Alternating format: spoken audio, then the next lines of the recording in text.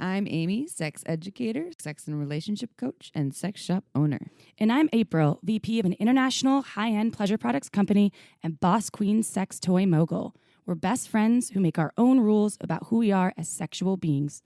With everything from how to be a badass in the bedroom to top tips for bringing your relationship to the next level, we have something just for you.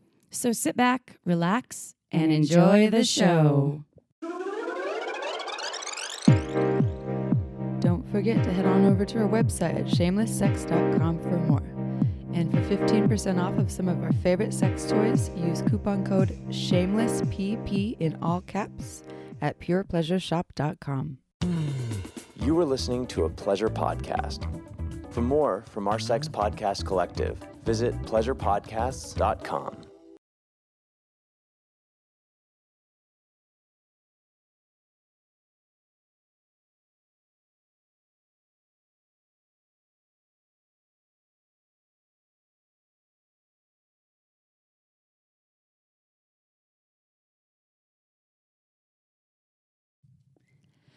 Well, hello, everyone. Yo, party people. Welcome to the Shameless Sex Party. You know this is the party you've always wanted to join because we're shameless, but consent is very important when you're hanging out with us.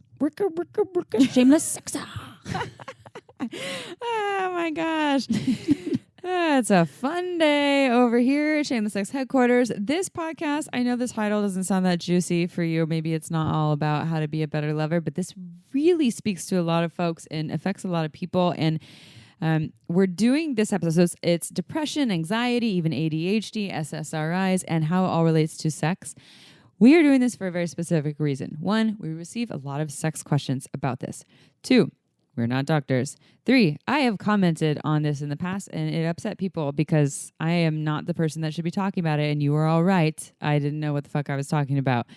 We did this episode because we did want more information for ourselves. From a professional. From someone who is a licensed marriage and family therapist who does special in sexuality and gender issues and who does work with folks who have depression. And while we can't fully say we know how you categorize depression, I think if someone wants to say I have a mental illness and it's depression, then they get to say that. You know, if I heard someone say that they have depression, I wouldn't immediately think you have a mental illness. But I think that if someone wants to say that that's what their experience is, then that's their experience, and I'll definitely go with that. And so bringing Melissa on was really important for us. We listen to we read all of your reviews, everything you send us, every email we get, and every review you put on iTunes. We read all of them and we take them into consideration. Now, the listener who said that we're annoying and you want to jump off a bridge, we just kind of laughed about that and said to ourselves, well, there's 7.6 billion people in the world. We can't please them all. Yeah, and maybe you should listen to another podcast. Yeah, and we're in a podcast family. Go listen to the Sex Talk with My Mom, Body Storytelling. Well, the beauty lots of other about options. Free speech, which podcasts at this point, hopefully they stay that way, are a form of free speech. That is why it's a beautiful place to be, the US of A / other countries, that you have the ability to listen to whatever you want. Yeah. And we have the ability to say whatever you want. We do give disclaimers that we're not doctors and we are not playing God. And I don't have a God complex, so I'm not going to tell anyone what to do. I will only make suggestions and advice based on what I've learned and experienced. When we make suggestions and advice that you actually do think was inaccurate, send us an email and tell us, and we will read it and we will consider it, because I have no fear in owning when I fucked up. But remember that shit sandwich. I love shit sandwiches. Hey, here's the ways that you do a great job, and here's how you could do better. Hey, Amy, you're hot. And yesterday you sucked. Yeah. But you know what? I really like your butt too. That was a very kind of degrading shit sandwich, though. I mean, I might go for that, though. You're just very aesthetically pleasing, Amy. But I need to know why I sucked, because then I can't improve. You know, if you tell me with the ways that I can improve, and it's one thing if you're saying you can just improve for you, then that's not really going to work. But how I can improve for all of our listeners, or most of them, I am so into that, and I will own when I can do better. And I could have done better in the past when I spoke up on SSRIs and depression when I don't have a lot of information about it. So I can change it to compliment sandwich if that makes you feel better. I like shit sandwiches and compliment sandwiches. I just think it's funny. But I do get a visual of shit in a sandwich when you say that. Yeah. Which reminds me of my mom, because my mom, when I was younger, used to not like when I would say cuss words because she would get a visual of it. like fucking shit, and she would see fucking. What did she get when you said damn? Like a big dam? I don't know, beaver. A big beaver. I'm going off to get some sticks. My mom is one of the people that listens to every episode the day it comes out. I love her. So she is listening to this right as we speak. Right. Well, not in this moment, but in the future. In this moment, she is listening to this. So, Mom, April wants to know, what do you think when we say damn? Bitch. She just thinks of a dog. Cock. Balls. This episode is brought to you by Balls. Amy Baldwin, also known as in high school, my nickname was Bald Nuts. Not that my nuts were bald. I didn't have nuts, and I was not bald in the pubic mound region. It was just a creative name. And speaking of mom, everyone. So Melissa, who actually guested on this podcast, who's talking about depression, anxiety, SSRIs, and ADHD too.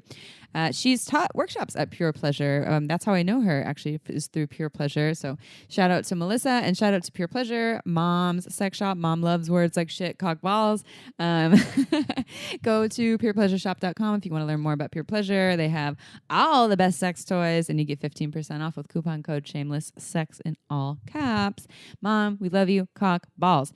And then Patreon. Everyone. Oh, Patreon. We created Patreon because we need new microphones. Right now, what we are doing, if you go to our Instagram, if you're not following us on Instagram, you can see what we're doing.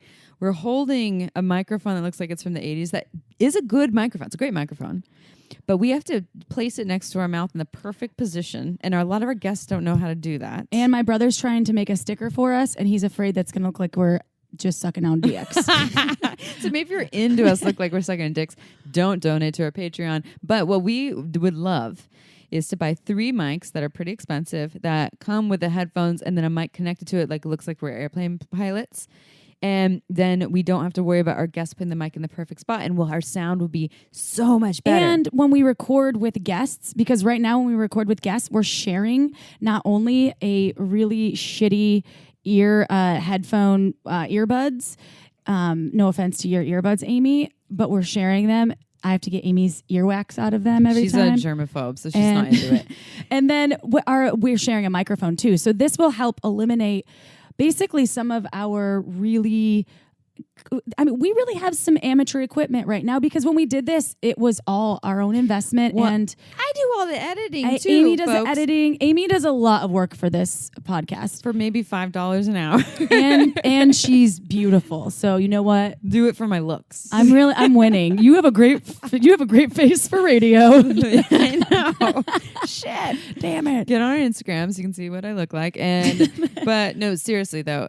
So by donating on Patreon, and you get exclusive prizes, deals, offers, not deals. You get gifts from us for donating. But what you contribute to is making our podcast better. You're essentially contributing to the changing all the emails that we get from people that say, you changed my life, but from X, Y, and Z, which we get every day. You contribute to that by donating on Patreon and supporting 2 folks who are doing this as a passion project and aren't making the big bucks from this and have about 5 other jobs to live. And this is not a pressure thing, but if you have a couple extra bucks and you love us, that would be awesome, and we'll give you some shout-outs. Skip your coffee today and give us some of your coffee money. Give me your money. Give me your money now. Give me your euro. I'll take euros. We take Bitcoin. Ooh, I'll take a whole Bitcoin. I'll take one whole Bitcoin. You have to go to patreon.com/shameless sex. Good job. I did it almost. High five.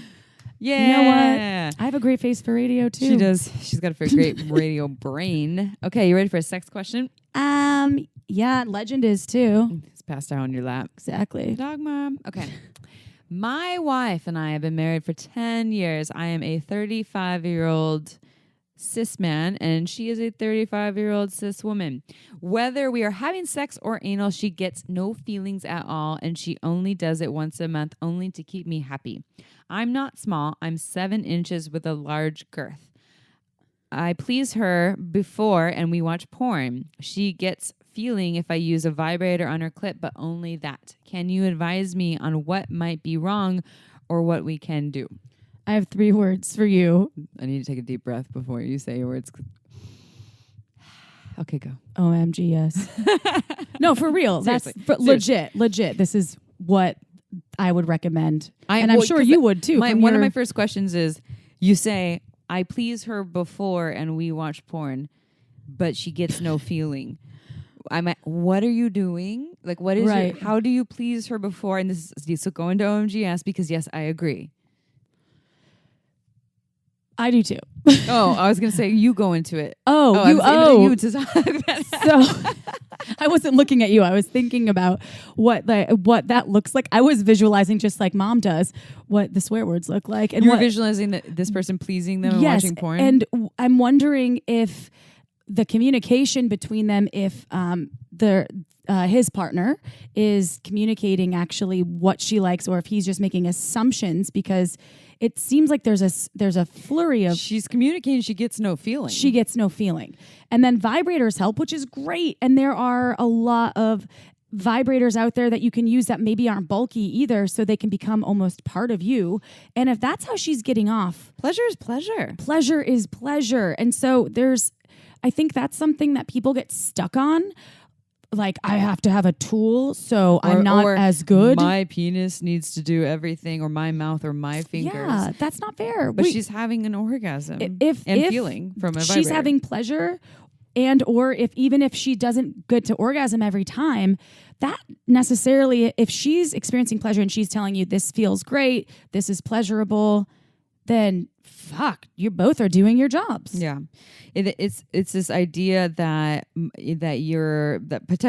potentially you might think that your masculinity and your worthiness is based on your sexual performance, i.e. what your cock can do, your hands can do, and your mouth can do, and to give her orgasms. And because she's not having feeling, you're taking upon yourself, but you're also putting pressure on her and making about needing to happen a certain way when she is having sensation and pleasure, but it's from vibrators, which is totally fine. There's nothing wrong with that. There's no hierarchy of pleasure. Now, if she's saying, I want to learn to have orgasms other ways for her, she doesn't learn that for you. Right. That's not how that works. Like, I don't learn how to have more pleasure for your sake. I learn how to have more pleasure for me. Maybe she wants some internal stim, or she wants to learn how to female ejaculate. And that's a whole different scenario. And that's where OMGS can be a great tool. Yes. There's a lot of different humans on there with their own experiences, and you can watch interactive videos. It's amazing. It's an online program. So if you go to omgs.com/shameless, our listeners get $5 off. Online program, research-based, 62 videos of actual vulva owners showing you, this is how I like to pleasure myself, and they're showing finger techniques, and there's a variety of them, because maybe you haven't figured out what she likes. Maybe she doesn't even know what she likes. So you can watch it and learn, and you two can try these things together. You can watch it together, or she can watch her own and tell you which ones she might be interested in. It will add more options to the menu. My guess is that this whole I try to please her before and we watch porn is not cutting it for her. Whatever you're doing to touch her, and whatever she's not saying or is saying, it's not going anywhere. And so OMGS can give you inspiration on things to try, and for her to figure out what she likes, and for you to follow that path with her her. I think the genius thing would be to watch one a week, and then if you go on a 7-day vacation, watch one every day on vacation. And just try a new 62. thing. Yes. How does this feel? Do you like this? More of this, less of this? So everyone go check it out. And especially for this listener, OMGS has totally changed our lives. It's been phenomenal. Just ignore that ring that just happened. I'm getting used to it. I need to figure Mr. Rogers' neighborhood. We've got the mailman here. Damn it. Every time. And with that, I just also want to comment on this person's talked about their cock size.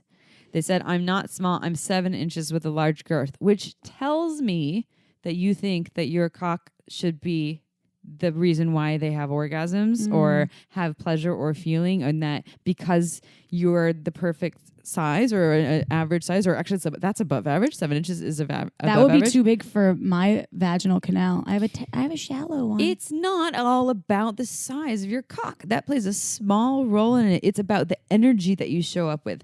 Are you just having sex with this person so that you get pleasure? Are you showing up for them because you just want to honor them and not even get anything out of it? Because that's fucking awesome when you can show up that way of, you know what? Yeah, I want to fuck you. That sounds amazing. And what do you like? What do you want? How about we make this about you and not about me for a week or a month and see how that feels and what we can learn instead of just making it about me. And I might sound kind of heated about this, and I kind of am, honestly, a little heated about it. I don't think that you're a bad person at all. I'm not like judging you as if there's anything wrong with you, because this is society's, I'm mad at the fucking system. This is porn and this is society that has told us that if only your cock was this size and you did X, Y, and Z, then your woman should have all these orgasms. And you're one of the millions of people that have bought into that. And I work with those people all the time. And there's so much that you can do there to make it not about your penis and your worthiness and make it really about your partner. And it will, and the OMGS can really inspire that. And guess what? That's the beauty of humanity. We get a do-over. Every day you wake up is a new day to change what has been ingrained into your belief system or tradition or whatever it is. If it's not serving you and not working for you, you can change it. And I have a way to make this a shit sandwich. Ooh. Here's the other side of the bread. Hats off to you for asking this question and being brave enough to seek this out and asking how you can be better. So, I like that shit sandwich. Yeah. So I'll leave it. Today's the first day of the rest of your life. I like a theme song for that one. You know what I was singing in my head the whole time? What? Ain't no woman like the one I got. Oh my God. After I broke up with my partner, we broke up with each other. That song randomly and not randomly came to my head like a week later when we were hanging out, and we were in Death Valley, and I was just like, out of nowhere, I'm like, ain't no woman like the one I got. He's like, why are you singing that right now? I was like, well, it makes sense, doesn't it? Subliminally. Because you don't got me no more. Yes. You're just playing it in the background. You shouldn't have even said anything. You're like, what are you talking about? This is my new ain't no jam. Woman like the one I just keep like singing it in his sleep next to him. Or it should have been like, ain't no woman like the one I used to got. Yeah. Because I'm not trying to brainwash them to People be back that together are with me. grammatically responsible are rolling their eyes right now. Oh, their grammar. P.S. I knew that was a mistake. It was a play in the song. Uh-huh. Damn it. All right, everyone, read the bio. But before I do, let's just really quickly talk about Uber Lube, our favorite lube ever. If you don't know, now you know. Go check it out, uberlube.com, and you'll know why. It's our favorite lube. I loved Uber Lube before we even knew about Uber Lube at Shameless Sex. I've loved Uber Lube for about 8 years, and I've known about it for a more an intimate level in terms of working with them for 6 years. Uber Lube is incredible. It's long-lasting. It never gets sticky. It's super silky. No flavor, no scent, very body-friendly, and it is that kind of lube, one, you want all over your body. Two, when you use it, you say, holy shit, I had no idea lube could be this good. This is lubricant. Like literally people try it and they are blown away. It's not your average lube that you would buy at your drugstore. It's the kind of lube that you go and get at a nice sex shop like Pure Pleasure or at uberlube.com. And at uberlube.com, if you use coupon code shamelesssex in all caps, you get 10% off and free shipping. And then you'll listen to us talk about in the future and be like, you know what? Yeah, I know what you're talking about. In fact, I've had listeners come to my workshops and they're like, oh yeah, I bought Uber Lube. You two were right. It's amazing. So go find out. And it's made in Chicago. Chicago. We love our Midwest folks. All right. Ready for a bio chip? I can't wait. Melissa Fritchle, LMFT, is a holistic psychotherapist, sex therapist, a certified clinical trauma professional, a certified mindfulness meditation teacher, and the author of the Conscious Sexual Self Workbook. She currently runs a private practice in Santa Cruz and offers online courses, and she actually now has a course where she's training other professionals who are in the human sexuality or therapy realm on how to work with trauma around sexuality. She'll talk more about that in this episode. To learn more about her, go to mf-therapy.com and you can learn more about Melissa's offerings. Again, she can only be a therapist for you in California, but she has other offerings for folks outside of California that is not related to her being your therapist because there are restrictions within state. Are you ready, April and Legend? I do want to say that she has one of the most amazing dispositions of anyone. She's incredible. So connective and wonderful. So I hope everyone enjoys this episode as much as we enjoyed recording. We did. We learned a lot, and we did it for you. Let's do it.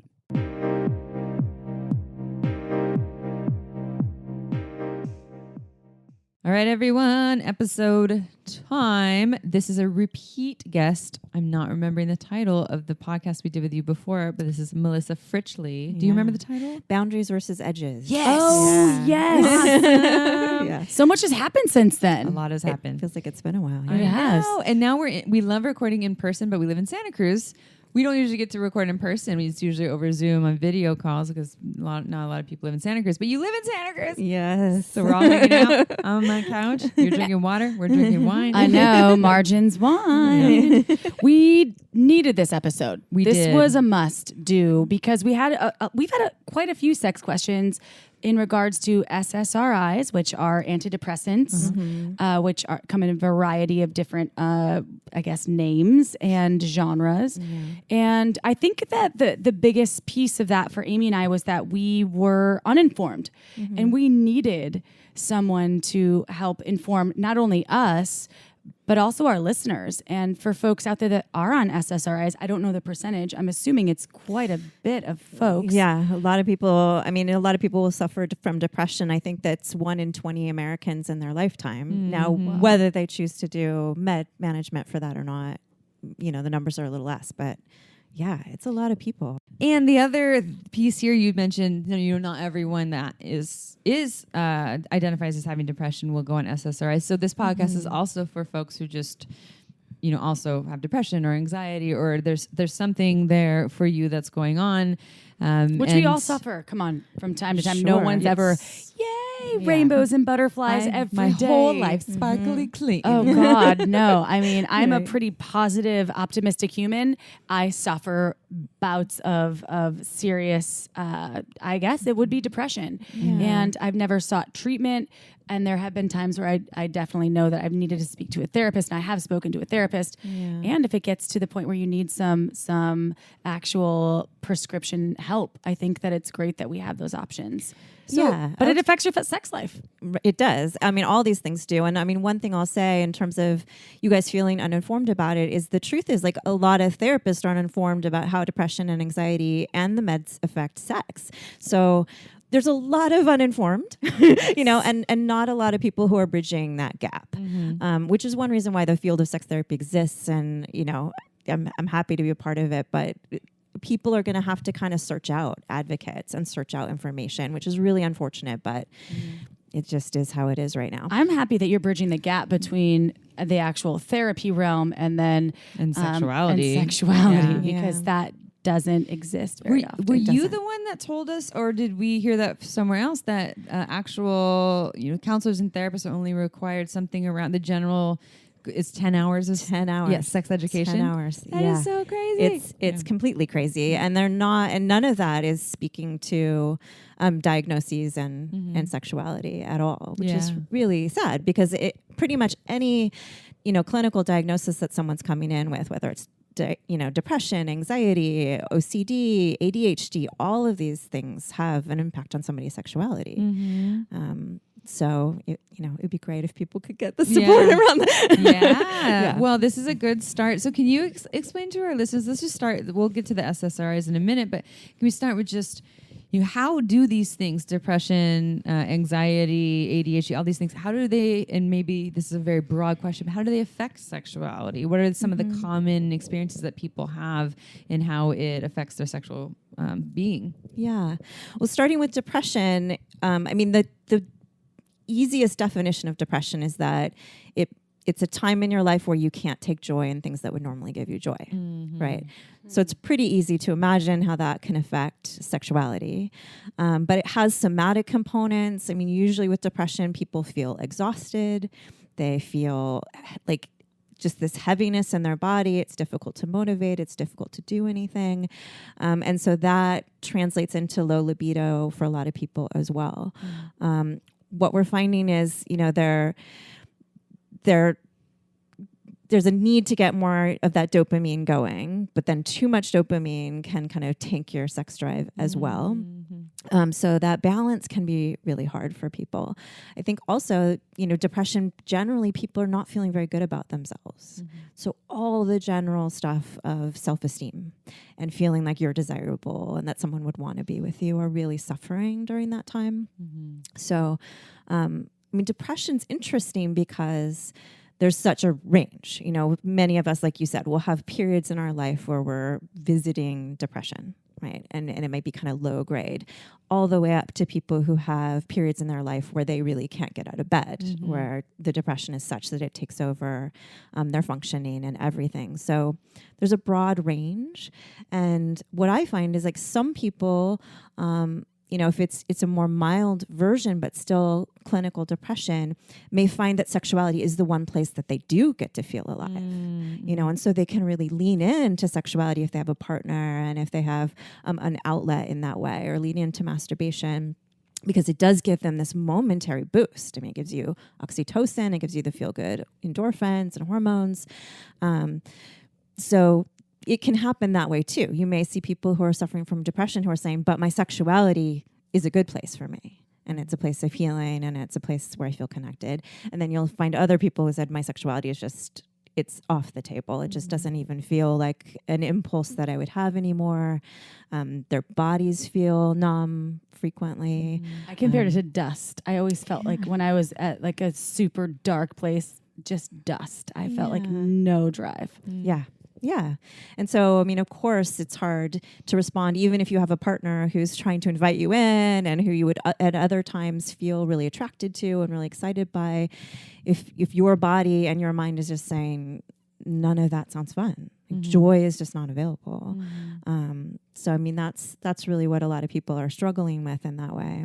That's so hard, whether you're in partnership or not, when you just feel turned off, turned down, and just disconnected from you. And then there's that. And then you're already going through depression in other ways. So it's like it's carrying over into sex, but you're already feeling this extreme low. So there's this other thing that I would imagine brings up this whole other component that adds more challenges. Right. And if there's a relational component of your partner feeling rejected or frustrated in general, or just not understanding why that part of you isn't alive right now, that can add to the sense of feeling inferior or shameful or whatnot, that clients, you know, really need the support to say, this is a real thing. It's a physical thing, you know. I mean, a lot of people can say when they have depression, it feels similar to having a cold all of the time. You know, you're just tired. Like your body hurts, you know. And so the medications in medication management is often just to sort of help people at least have that little boost so that they could start doing things that will make them feel better. Sex might be one of them. And I know we'll talk about sexual side effects from meds later. But I think that it's really important for people to understand when you're going through periods of depression, you are neither, you know, uncommon if you reach out for sex as a place to give you a boost, or if you feel like sex is just something that you don't want to reach for, don't want to engage with. It can really be either way. There's no norm in that. And everyone's different. Yeah. And you probably, I wouldn't look at social media that often if you're super depressed. That was something that I think it's kind of depleting. At least for me, adding to more worldwide. I think depression. it really is. I think it is. Honestly, like bringing up more of this. I mean, I want to get. That's to a it whole on separate the, whole topic, separate thing. But right? Well, I mean, besides the comparing and the mental stuff that could add to feeling depressed or feeling not great about yourself or your life that social media can bring, just sitting too much, looking at screens too much. I mean, our depression and the body are so linked, and so there's, you know, one of the key things for getting over depression in the beginning is get outside and get sunshine in your eyeballs. Nature every day. Oh, I just got goosebumps when you said that because I felt like that. Yes. Yeah, it really helps. And moving, like a 20-minute walk. And it's going to be hard it's too. Really I hard. heard this really like life hack thing. So foods, naturally grown foods that are different colors. So oranges grow from the sun. So if you eat an orange in the sun, it can release so much dopamine at a specific time period.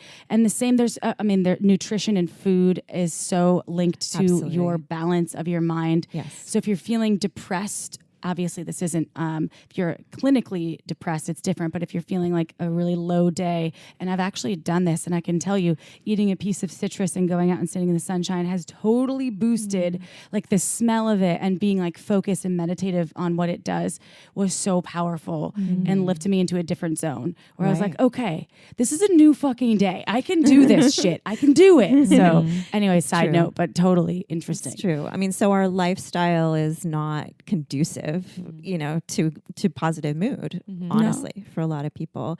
And as you said, like taking walks and getting outside may not feel doable for somebody who's hard really to get out of bed. Yes. That task, like, yeah, I know you're saying that's better for me. I don't even know how to get out of my bed right now. Right. And so that's, I mean, and that's when I would imagine that we will talk again about taking different prescription drugs and things might be really necessary if the first step of getting out of bed is almost impossible. Right. Yeah. And the other thing I would say is, there are benefits to mood for orgasms, right? Specifically. So a lot of times what I'm seeing is people come in and say, like, I thought that sex would help, or I'm trying to have sex that in hopes it'll boost my mood, but they're not having enjoyable sex. And so just that it's constant reminder. It's reiterating. It's like reaffirming the story of whatever it is. I don't feel pleasure. I'm not worthy. Right. Yeah. Or if it's a stressful interaction with a partner, all of those things play into it. Or sex is a challenge, or they didn't orgasm. I didn't orgasm. Something didn't happen that according to plan. Oh yeah, that can turn into a spiral, I'm sure. I'm not a therapist. Fuck, I've felt these things before. And I think people put pressure on themselves to think like, oh, if I just have sex, if I just do these things, then I will feel better. And to just know it's not that simple. They're part of it, and they can be things that can be helpful, but you might need other support and other people to talk to about how to make that more fun, how to make it more of a satisfying and easy, relaxing thing, How can, so I mean, this is like a tangent, but you mentioned partners. How can partners support partners who have depression, and it's so say they're in a partnership, it's affecting their connection because connection isn't feeling like it's as available as it once was, and there isn't a lot of sex happening. How can that partner learn to support the other person, to not take it super personally? I mean, imagine they need their own support. Yes, absolutely. Yeah. I mean, I would say a few different things. I mean, one is to make it clear that it is okay to talk about the depression or whatever, struggle somebody's going through. Because I think a lot of times people with depression, especially if it's pretty long lasting, just stop talking about it because they feel like, nobody wants to hear anymore, or it hasn't changed, because from their perspective, it hasn't. And so a lot of times with couples or partners in general, I just say, just have a brief check-in every day, even like a numerical scale. Like, how are you feeling on a scale of 1 to 10 with your depression right now? And so it's a 9 today. That's pretty significant. Or today's only a 4. And it helps both people just kind of keep that connection there, and to say it still gets to be a topic that we can discuss and is okay and is relevant to me, right? I mean, the other piece is to tend to your own loneliness, right? Because it can be really lonely to have a partner who's struggling, whether it's depression or grief or any of these things. And so what I see a lot of times is, people's partners saying, oh, I need to just stay home and just sit on the couch too and do these things. And then it unfortunately then makes them less available, less joyful, right? It like perpetuates what's happening. Yeah. And so they can sort of sink together into this isolation. And so to say, really, like, find ways that you can still tend to yourself and go out and do things, maybe go out and socialize, exercise, dance, do what you do that makes you happy, and have time when you're home and together. Right. So there's a balance there. Yeah. And what about anxiety too? Because I mean, I think that they're both really, depression and anxiety are both really common. Yeah. I mean, because anxiety is a different experience. Depression is often more of this low. I forgot exactly the words used, but it felt pretty spot on. Anxiety is more of this. The worry of the what ifs. The future sounds fucking terrifying. Depression is kind of like everything's fucked, and And anxiety is like, what if everything's fucked? That's how I look at it. Yeah. And that's just my like real talk right there. Yeah. I mean, a shorthand when we talk about it within the therapy community is depression is focused on the past and how difficult things have been, and not a lot of sense of the future, right? It's hard to be motivated. And anxiety is focused almost exclusively on the future, but in a fear. See, I liked my rendition. Everything is Everything's fucked. Well, Or everything will be fucked. Everything. Well, and anxiety, they still feel different. Because I felt anxiety before. It feels like I'm going to die any minute. Yes. And every second in anxiety feels like an eternity. And I only feel anxiety in just like little bouts based on some like relationship drama or whatever that is. But I do know that some people live in it. Yes. And that is intense. And the cortisol is just gosh. elevated. I have friends that are like very close friends that live in a constant state of anxiety, and I feed off a lot of energy. That's why I love the calming energy of you, sex therapist / I was like, yes, feed my soul right now. But it's so stressful. It is. And It's scary. very heady. It's so not, heady. I think for when anxiety, I mean, you can elaborate more on this and depression too. Meditation is the only cure really for anxiety, like a full-blown cure, is just focusing on the now. But it sometimes really is. it's hard. It's very to hard. sit. Like so when I say that, like for me, when people are like, oh yeah, you have anxiety, go meditate. I'm like, I can't fucking sit right now. Are you serious? Right. So I like maybe walking meditations or dense meditations, or and I would love Breath. for you to elaborate too. But sometimes anxiety, sitting and meditating is not available. Right. I mean, I think to be clear, anxiety is just a nice clinical word for fear. Yeah. People are in fear, right? And so that's a very physical reaction to that. You're in fight, flight, or freeze, which can have various effects on you. And I think a lot of times we recognize more the fight or flight. That's, you're thinking, you're problem solving, you're talking fast, you're moving fast maybe. But freeze happens for people too, where you just feel paralyzed and can't really do anything. And so sometimes that can even look almost like depression, right? Like somebody who's just, I can't go out, I can't function, I can't think of what to do. And they kind of numb out and space out. And then, of course, there's all the way into panic disorder and things like that, where people have active panic attacks where you feel like you're dying. You can't breathe. Your heart is beating fast, right?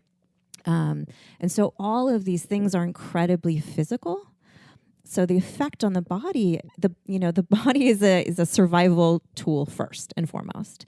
And so the body says, like, if I'm in fear, sex is not a priority. Oh, of course not. Right. Yeah. Right. We're not preparing for that. Unless we're doing some like role play kind of thing, but that's not usually part of that agenda. Yeah, that's more excitement than actual You're fear. Tarzan, I'm a tiger. Chase me.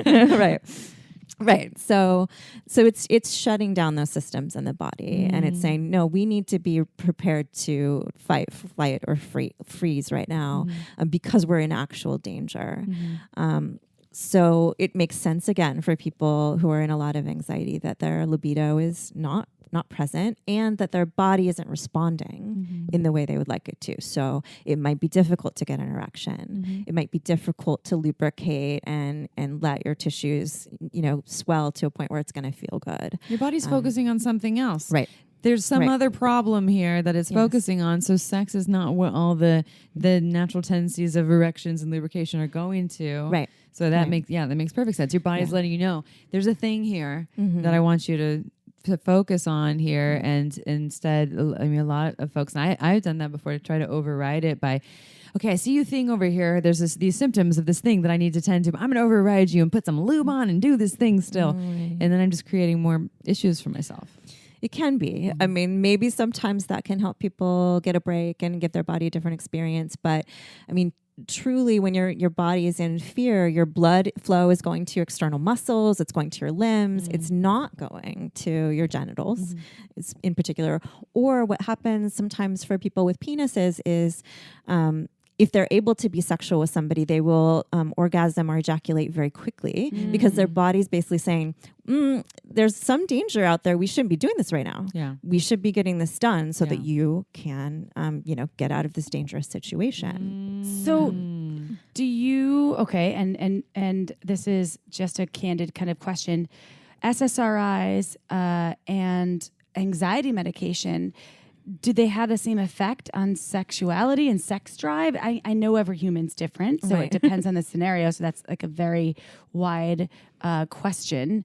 However, I'm curious if you know anything about that. I mean, in general, what would be prescribed for anti-anxiety have less sexual side effects than the SSRIs and antidepressants. I mean, we can talk more about that, as we go. But in general, that happens. It doesn't mean there's necessarily no.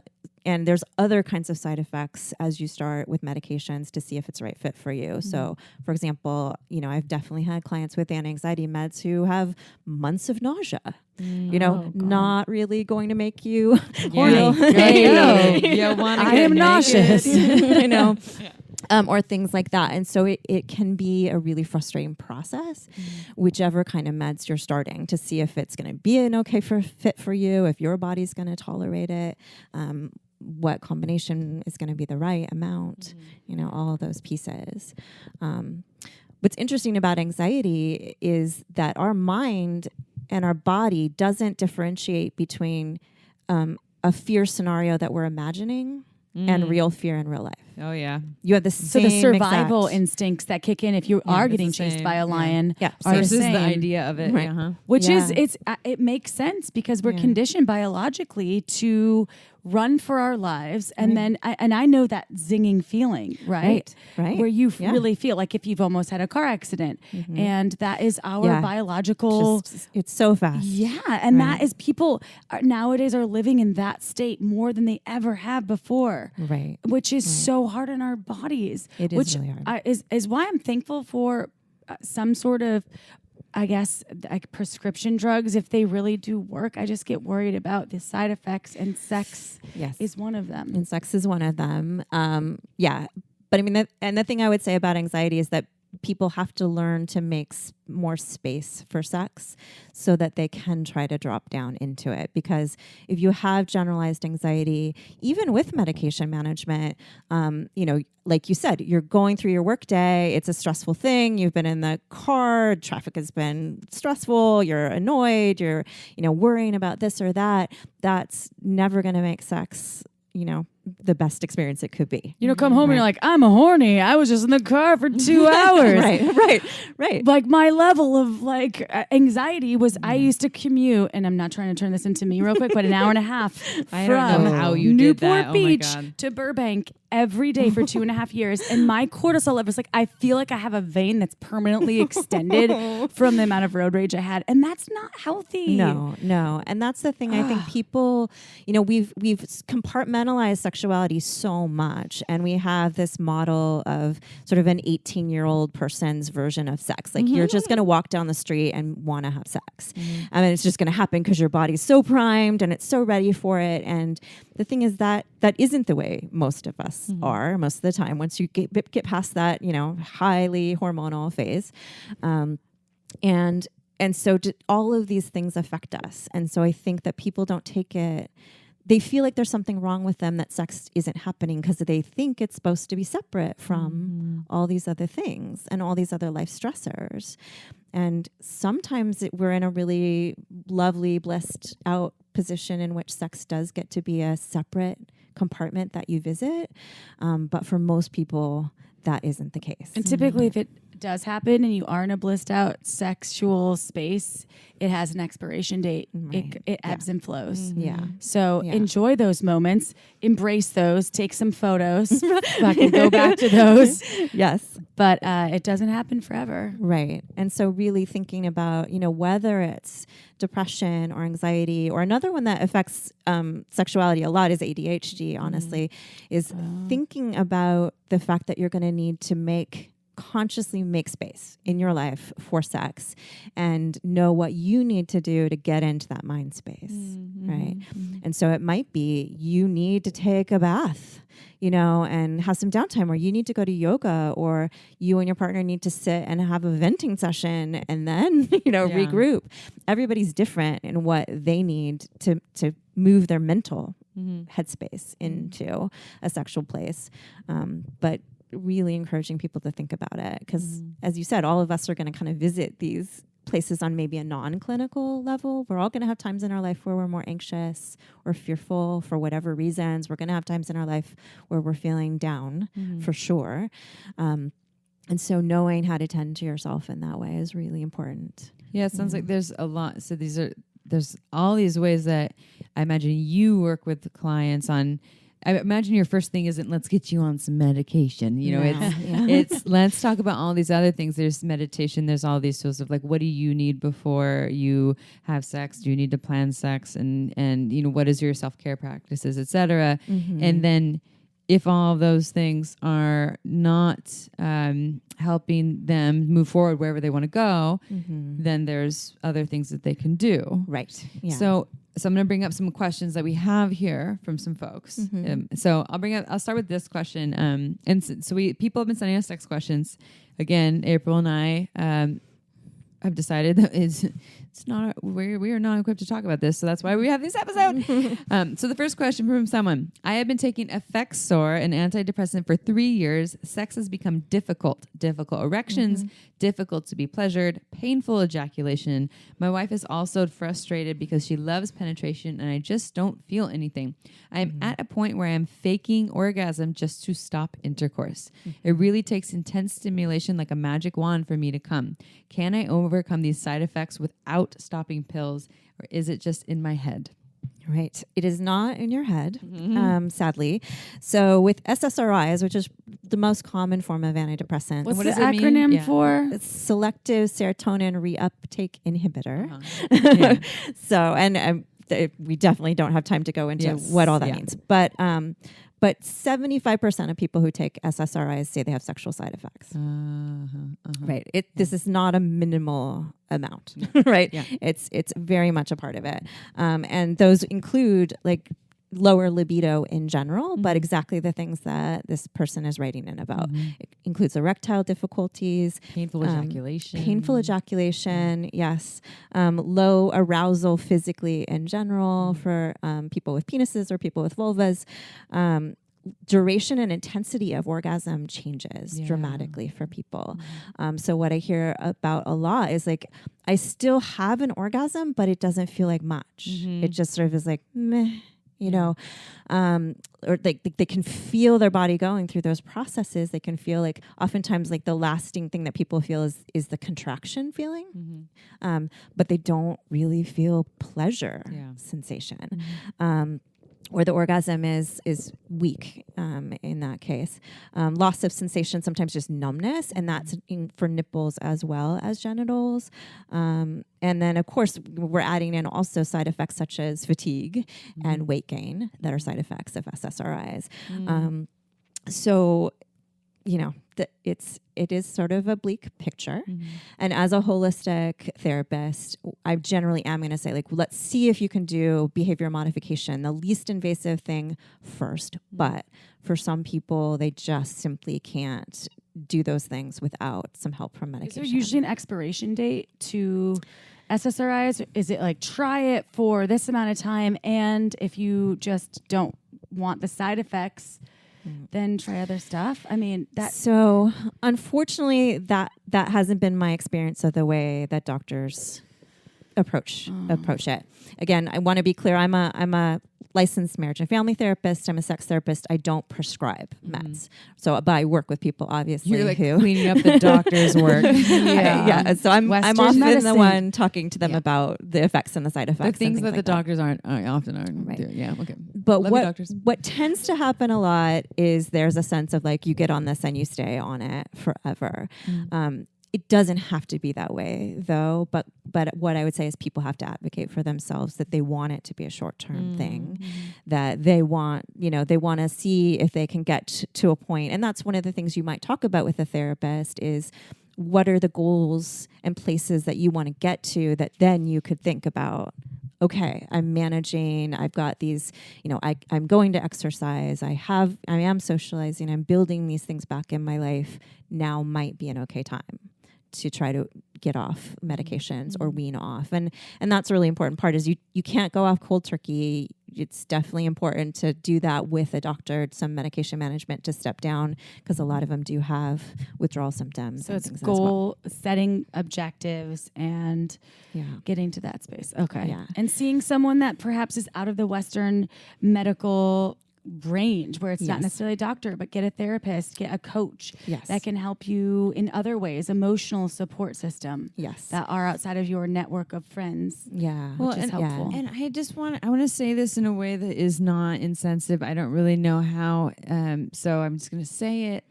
I know how many doctors are just writing prescriptions and throwing pills at something before, and people who are just relying on that and them without trying all these other things. And it's, we're seeing that depression, anxiety, and for so many things that are happening are related to trauma. ADHD, so you're saying it's related to trauma. So it seems important that if someone, I personally am like, okay, if someone's going to prescribe for someone to get on wellbutrin, Cymbalta, all these things, it should also be prescribed that they work with a therapist too. That would make more sense at the same time. Build a foundation of some sort, because you're not getting to the core. Right. It isn't. And I do think, at least here in California and other places, doctors are getting a more holistic perspective, Western medical doctors, of saying like, these kind of things, exercise, happiness, those things are important.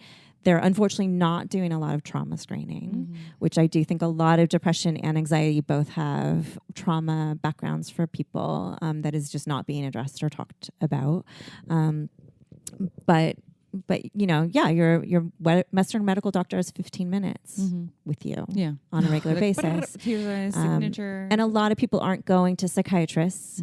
They're going to their GP, to get a prescription. So the GP isn't, necessarily skilled at doing all these assessments. It's not their field. I know here in Santa Cruz, I was just talking to another therapist about this recently, like, people can't get in with psychiatrists because there's so few of them. There's months wait long lists. So I understand why people go to who they need to go to. Because they're looking for a fix. They're like, I am suffering. sad. I need help. And I respect that. Yes, it totally makes sense. And to just know that you can advocate, and having a therapist who can help you talk about, what are the goals and steps to get you to a place where maybe you will eventually either taper down, because you want to be on the minimal dose as possible. That's really important, and that will help with the side effects. Right. If you can taper it down to the minimal dose that you need to feel better, the side effects will hopefully taper down as well for people, right? Which is really important. The other piece of that what people will do is add another medication that can help. So, for example, wellbutrin is often added to an antidepressant regimen because it helps to counteract the sexual side effects. And so someone wrote here, this is a testimonial from someone that I'll read. It's not really a question. So this person said, I had my first appointment with my doctor Monday, and she virtually guaranteed she could get me off my Cymbalta completely with wellbutrin, which then might be eliminated after a short time, a short time as well.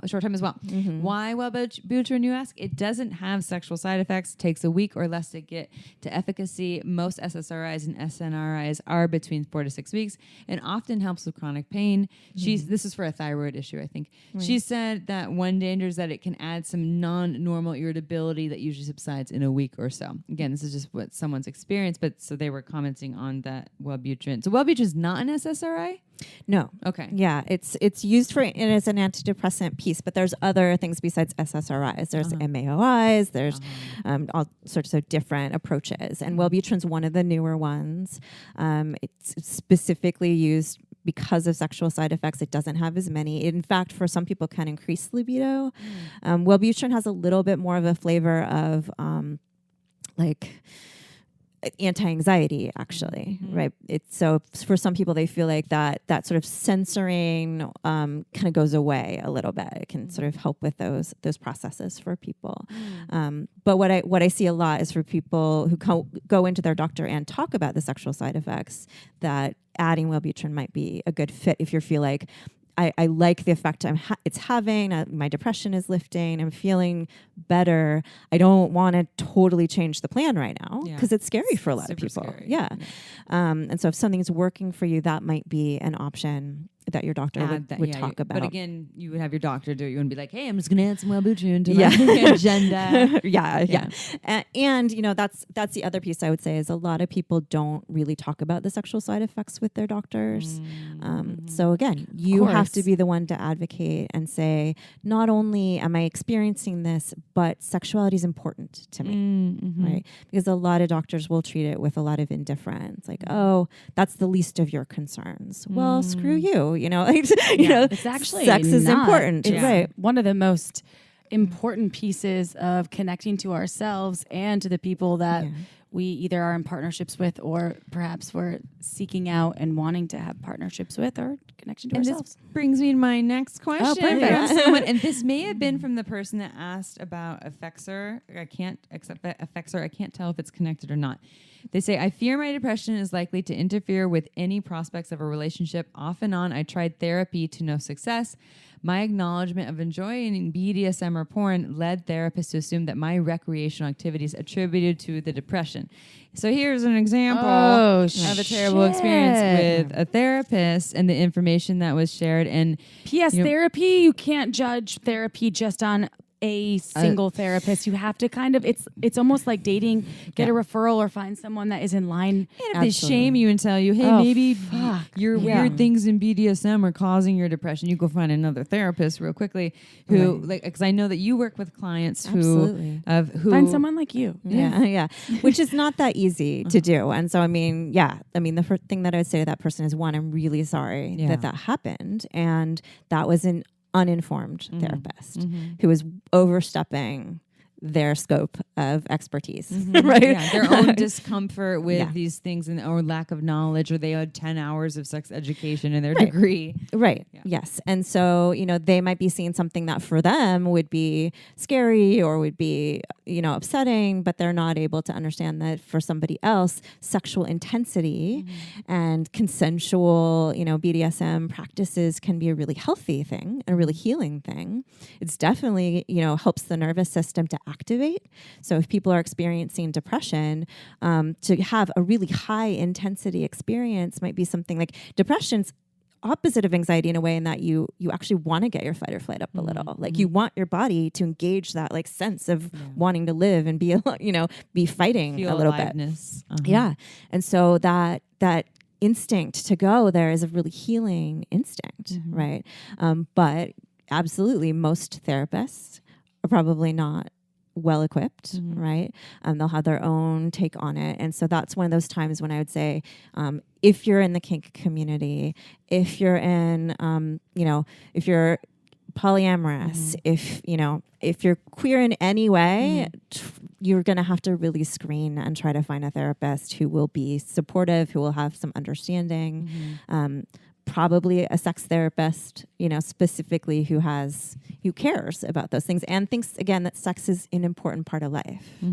Because other therapists may not think that just by virtue of being a therapist doesn't mean they think sex is important. And one of the beauties about this modern day and age, if you live in the middle of nowhere and you don't have these sex positive therapists in your area, so many of them are working online now. Yeah, do you see clients that's online? So true. I don't see clients online yet because I'm somatic, so I really like to see their body. Yeah.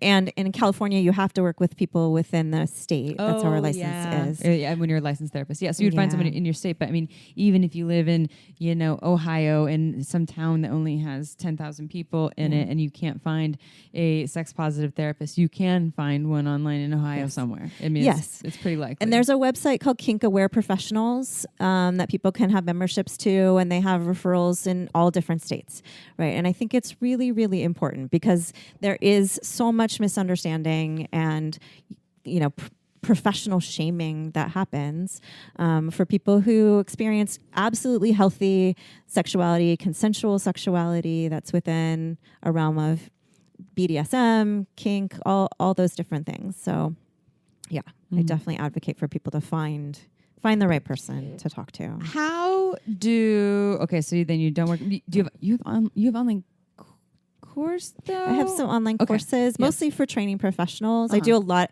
I mean, this is exactly why I'm really passionate about training other professionals, because it's much needed. It's much needed. I hate hearing these stories where somebody got shamed or just didn't get supported, or what I hear, I mean, in a very benign way, is people saying, I went in and tried to talk about my sexuality and the therapist just shut it down and we never talked about it again. Which reiterated that it's shameful to talk about sex, and now you're... And maybe to the defense of the therapist, they were just uncomfortable and didn't know what advice to give, which I can feel like it's, understandable. However, shaming someone is just so sad to me, because if I didn't know, I would say, I don't know. Mm-hmm. Let me figure it out, or let me find a path that can help you next time.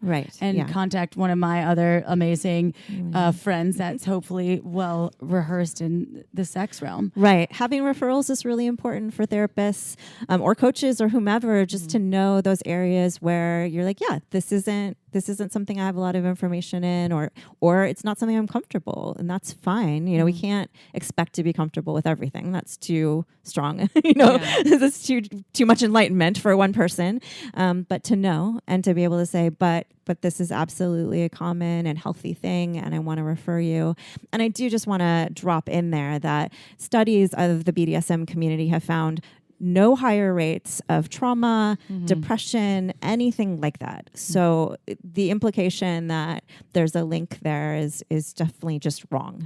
It just means the person hasn't looked at the research. I wonder about studies who actually checked in the BDSM community of folks who really embrace their kinky side, the effects of how much more awesome their lives are than the average folks who aren't embracing those parts of themselves, the aliveness and the, it's just honoring a part. I'm not saying in any way that everyone should be kinky. I'm saying that people who have found their outlets towards whatever really speaks to their soul and their aliveness, whether it's sexuality or not, and they embrace it and they live it, often have pretty fucking awesome lives. And people who feel really shamed by the world, which is a lot of people, and are still living under the premise or the idea of the story of who they need to be, feel caged, and in turn empty, or whatever, is dull or depressed or all that stuff. And so it's not the wild alternative things that the people are doing that is hurting the people, unless it's out of non-consensual acts. It's the ways that people are feeling limited and being them. Absolutely. I mean, I think there's lots of ways to invest in your sexuality, and being a part of a kink community, or even just kinky with your partner, or whatever the case may be, means you're investing. And investing in your sexuality is investing in you. I'm claiming the title more and more of pleasure activist. I like that. I think pleasure is really important, and any of these things, like any clinical diagnosis, any difficult life event that we're trying to recover from, that means recovering our pleasure. In all these different areas. Pleasure in the food you eat, pleasure in just being in your body, pleasure in your sexuality, and there's happily lots of paths to it. Thank goodness. Yes. And thank goodness for the internet and the technology. So will you tell our listeners, speaking of those, how they find out more? I know that you have this workshop, that the workshop that is coming up is for other folks who are already in the therapy educator realm. But also, if they want to work with you in that realm, or do sessions with you, how can they find you? How can they work with you? Yeah. So my website is mf-therapy.com, and you can, come in and be a client. I also do intensives for couples or other relationship units, 3 or 4 people if there's a poly unit, where they can come and spend a weekend in Santa Cruz and do sort of intensive chunks of therapy with me. You still have to be a California resident to work with me in that way. But I'm also really, really excited to be offering a trauma-informed sex-positive therapy training program. We're doing the first year of it this year. It's such an amazing group of clinicians. We have sex coaches, we have therapists, we have people who specialize in working with kids, people who specialize in working with elderly. All of these people are coming and really bridging this gap between what is trauma recovery, but that's sex positive. Because what I've found is one of the things that really bummed me out in the field is that these were sort of two different camps professionally. It was either we talked about trauma and the wounding of sexuality, or we were sex positive and sort of ignored the fact that people were being wounded and said it's all about, just not being repressed and just enjoying yourself. And they weren't bridging these two. And so I've really put together, it's a 50-hour training program that people get a certification when they're completed. And we talk about, one of the things that happens is in trauma recovery, there's phases of treatment. And in every model I ever saw, it was like, you wait to deal with sexual issues until the third phase. It's like this little add-on, like, oh, right, because then you're just perfecting your life, And in my experience, almost all of my clients are being actively sexual through all of those phases and want that sexual support and could use their sexual experiences as a way to heal, right? All the different sexual skills and sexual things that you could be doing can help with healing, connecting to your body, helping your nervous system relax, all those things. But yeah, as we've already said, there's not a lot of therapists or doctors who are looking at it that way. So this is for like doctors, like an MD could take this training too. This is for anyone who's working in the I help people realm. Yes. Yes. Yeah. Awesome. Yeah, absolutely. Please, everyone listening, go. Right. Who is in that realm? And it's gonna be in Santa Cruz. Therapist this person's therapist. I know. Yeah. You're listening. A little note I to have a feeling them. they don't listen to Shameless Sex. I know, but they could. They could. They could send a They could. suggestive email. The listener that wrote in. Hey, So by the way, when is the training? We're in 2019, everyone, but it starts in 2020. Yes. So we're finishing one group right now, and they'll also be on the website as referral sources. So you can look for them.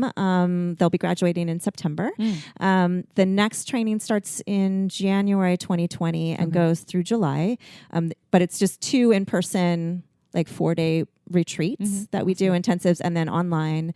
And that has its own website, traumainformedsexpositive.therapy.com. Awesome. So, and yeah. if you come and do that, April and I this year won't be at the training. I hope to do it next year because I'm really set on sexological bodywork this year. But if you do it, notify us, and April and I will come have coffee with you. Yeah, I just offered that. I would love that. Yeah. I love your energy. You have such like a connected, beautiful way. It's integrated. Like it's fully, your energy is fully integrated of all the things like mind, body, and spirit. That I can tell it's holistic. You're not judgy or you're just well informed and really tuned in. And it's really, I don't know, I appreciate it. And your dog's humping. Do you know how to get? Do you have a dog prison? No, that I can send those animals. He's humping my arm right now. I locked him up for most of the podcast. He really loves me. Who's the alpha now? I know.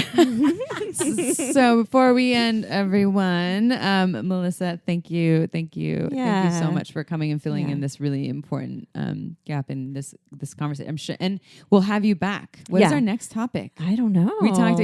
There's many a lot of tiers things. and Yeah. levels. Even when we started talking about this, it kind of stemmed to these other pieces of this massive puzzle. Right. And granted, Western medicine is it's available and the obvious choice for a lot of folks that don't have alternative medicine.